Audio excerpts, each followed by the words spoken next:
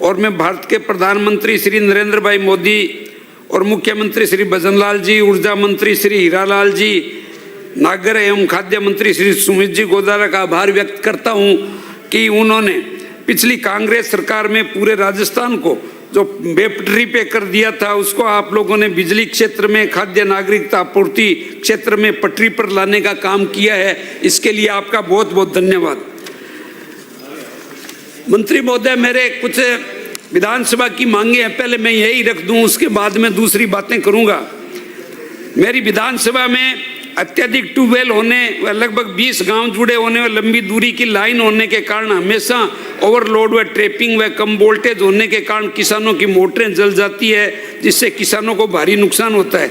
इसलिए गुसाई सरबड़ा में स्वीकृत 132 kV GSS के स्थान पर क्रमोन्नत कर 220 kV GSS की स्वीकृति गुसाई सरबड़ा करने की कृपा करें ताकि किसानों को फायदा मिल सके। 220 kV GSS श्री डूंगरपुर पर वर्तमान में 160 MVA क्षमता का पावर ट्रांसफार्मर स्थापित है, जो कि नए प्रस्तावित कनेक्शन एवं पुराने कृषि कनेक्शनों के मद्देनजर रखते हुए ओवरलोड चल रहे हैं। इस हेतु उक्त GSS पर 100 MVA के स्थान पर 200 MVA की क्षमता के ट्रांसफार्मर स्वीकृत कर लगाने की कृपा करें। वर्तमान में 132 kV GSS रेडी ऊपरी लाइन ओवरलोड होने के कारण बार बार ट्रिपिंग की समस्या के चलते निर्बाध एवं सुचारू रूप से बिजली आपूर्ति नहीं की जा रही है। इस हेतु 132 kV GSS लाइन को 220 kV GSS बादनू से 132 kV GSS ऊपरी शीघ्र जोड़ी जाए। सभापति महोदय, आपके माध्यम से मैं निवेदन करना चाहता हूं मंत्री महोदय को गांव गुसाई सरबड़ा में उपखंड कार्यालय सृजन किया जाए, क्योंकि काफी ट्यूबवेल लंबी लाइनें व लगभग 25 गांव आउटसाइड में पड़ने के कारण रखरखाव में भारी समस्या आती है। अतः आपसे निवेदन है कि उपखंड कार्यालय खोला जाए और इससे सुचारू रूप से संचालन हेतु तकनीकी मंत्रालय, अभियंता एवं लेखा सर्वंग के कार्मिकों एवं अधिकारियों की नियुक्ति की जाए। 3311 kV GSS न्यू सिटी की स्वीकृति एवं निर्माण करवाया जाए, क्योंकि पूरी सिटी में बहुत पुराना GSS बना हुआ है और सिटी का अत्यधिक लोड है, जिससे शहर में हमेशा लाइट कटौती होती रहती है और कम वोल्टेज की समस्या बनी रहती है। कम वोल्टेज से लोगों के AC, फ्रिज, कूलर, पंखे, मोटर आदि इलेक्ट्रॉनिक उपकरण जलते रहते हैं। इसलिए 3311 की स्वीकृति प्रदान की जाए। 3311 kV GSS रेडी सेकंड की स्वीकृति एवं निर्माण कार्य करवाया जाए। तोलियासर गांव की रोई में 3311 kV GSS स्वीकृत एवं निर्माण किया जाए। समनसर व देरासर गांव में 3311 kV GSS की स्वीकृति निर्माण की जाए और सेरुणा में 220 kV GSS स्वीकृत है, उसका निर्माण कार्य जल्दी शुरू किया जाए। सभापति महोदय, दिसंबर 2023 में भाजपा का सरकार आने के बाद सभापति महोदय, पिछली सरकार ने गरीबों के हक मार कर उनके निवाले को छीन कर बड़े बड़े बाहुबली व बड़े बड़े कोठियों वाले लोगों के गरीबों का राशन डकार रहे थे। ये सही बात है साहब कि ये जो राशन का मामला है, BPL का मामला है, ये जो 5 किलो अनाज की बात करते हैं वो गरीब तक तो पहुंचता ही नहीं था। पिछली सरकार में तो आप देखोगे तो जिनके 10-10 गाड़ियां घर के अंदर में खड़ी है, कोठियां बनी हुई है, 2-2, 3-3 ट्रैक्टर है, उन सब वो लोग राशन का काम लेते थे और गरीब बेचारा भागते भागते 5 साल तक दौड़ते दौड़ते रह गया, उनका एक भी नाम नहीं जुड़ा। ये भला हो हमारी भजनलाल जी की सरकार को और मुख्यमंत्री जी भजनलाल जी को व सुमित जी गोदारा को, जिन्होंने उन लोगों का गिविप के अंदर में 54 लोगों को तो बाहर किया है और 75 लाख लोगों को नए सिरे से जोड़ा है। मेरी विधानसभा क्षेत्र के अंदर भी 40,000 नए लोग जुड़े हैं। तो मैं इनका बहुत बहुत धन्यवाद ज्ञापित करता हूं कि आपने गरीबों के हक के लिए जो कार्य किए है। कांग्रेस के लोग तो गरीब किसान बात करते हैं, किंतु उनके खिलाफ जो भी उनका हक का काम होता है वो पहले अपने लोगों को देने का काम करते हैं। गरीब की चिंता, किसान की चिंता कोई भी नहीं करता। और बिजली में भी अभी जब पीछे 100 यूनिट की छूट देने की बात की, मैं कांग्रेस के साथियों को बताना चाहता हूं कि आपने उसमें ऐसा नियम लगाया कि उन जिनका रजिस्ट्रेशन होगा उनको ही 100 यूनिट की छूट मिलेगी। किंतु मैं आपसे निवेदन करना चाहता हूं मंत्री महोदय जी की इनकी भी आप जांच करवाइए। जो 100 यूनिट की छूट ले रहे हैं वो भी बड़े बड़े लोग हैं, गरीब का नंबर उसमें भी नहीं है, गरीब बेचारा उसमें भी पीछे रह गया।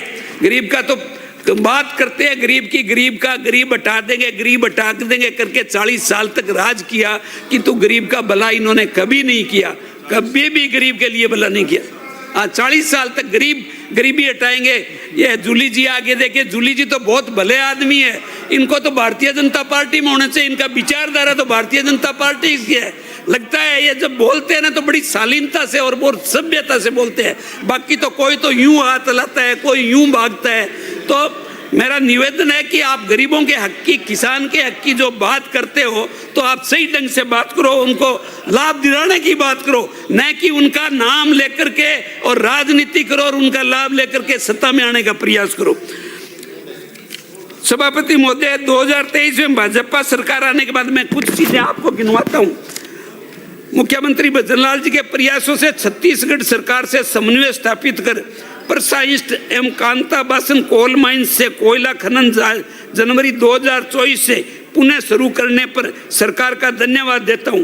माननीय मंत्री महोदय, हीरालाल जी को प्रयासों से मार्च 2024 में अब तक की सर्वाधिक 775 कोयले की रैंक आपूर्ति सुनिश्चित की गई है, जो कि पिछली सरकार में, आज ये बिजली की बात करते हैं कि बिजली आई नहीं, पिछली सरकार ने कोयला नहीं है, कोयला वो दे नहीं रहे, यूनिटें सारी बंद पड़ी है, किसानों के खेतों में फसलें जल गई, घरों में लाइट नहीं होती थी, बच्चे गर्मियों में चित्कार करते थे और कोई भी सुनने वाला नहीं था। आज ये बिजली की बात करते हैं और हमारी सरकार को ये देखो 775 रैंक एक साथ के अंदर में आई है।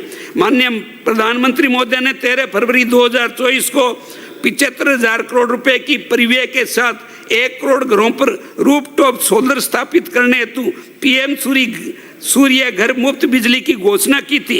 इस उद्देश्य से राज्य सरकार द्वारा पीएम सूर्य घर मुफ्त बिजली योजना के अंतर्गत निःशुल्क रूफटॉप सोलर संयंत्र स्थापित कर 150 यूनिट तक मुफ्त बिजली देने के लक्ष्य रखने पर सरकार का आभार व्यक्त करता हूं। सभापति महोदय, आपके माध्यम से हमारे कांग्रेस साथियों को बताना चाहता हूं कि ऊर्जा क्षेत्र में हमारी सरकार द्वारा भजनलाल जी के नेतृत्व में पिछले 2 वर्षों में रिकॉर्ड विकास के कार्य किए हैं। हमारी मंत्री श्री हीरालाल जी नागर के ऊर्जावान कार्य कुशलता के कारण भाजपा सरकार ने गत 2 वर्षों में कांग्रेस के 5 वर्षों में किए गए विकास को पीछे छोड़ दिया है।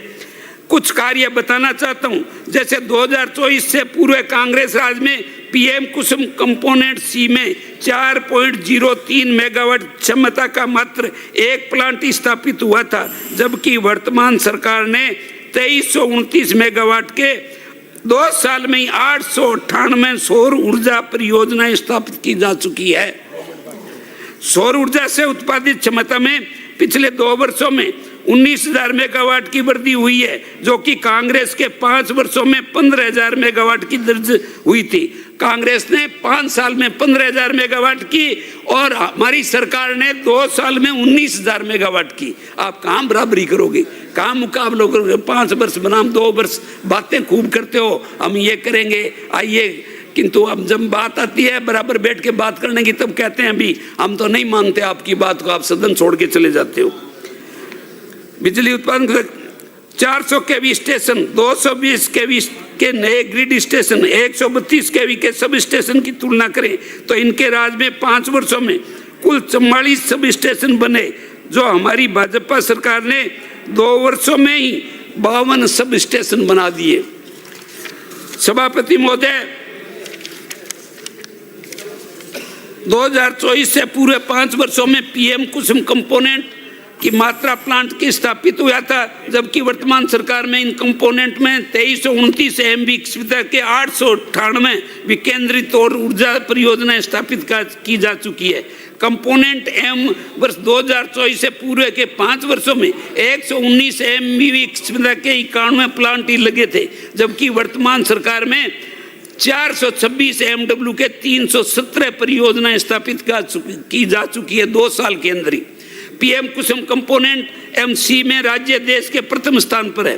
पीएम कुसुम योजना में वर्ष 2024 से पूर्व के 5 वर्षों में 122 एमडब्ल्यू के 92 सौर ऊर्जा परियोजनाएं स्थापित की जा सकी थी, जबकि वर्तमान सरकार में कुल क्षमता बढ़ाकर 2877 एमडब्ल्यू हो चुकी है और विकसित परियोजनाओं की संख्या बढ़कर 1307 हो गई है।